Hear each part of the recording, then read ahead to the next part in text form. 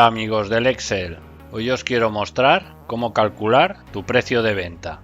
Bien, la lógica nos dice que si a un precio de coste de 100 euros le queremos añadir un margen del 20%, el resultado sería 120. Pues bien, nada más lejos de la realidad. Si hacemos los cálculos y ahora queremos realizar un descuento del 20%, 120 menos el 20% nos da un resultado de 96. Por lo tanto, estamos perdiendo dinero. Para ello, existe una fórmula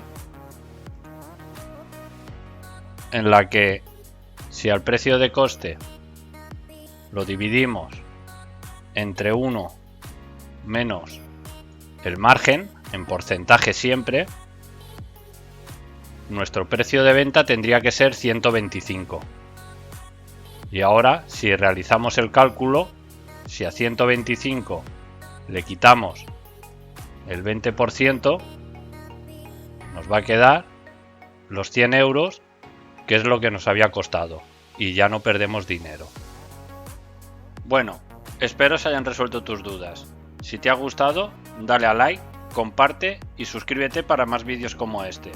Déjame en los comentarios qué te ha parecido el contenido, cómo puedo mejorarlo o si quieres que haga algún tutorial específico. Me ayudarás mucho.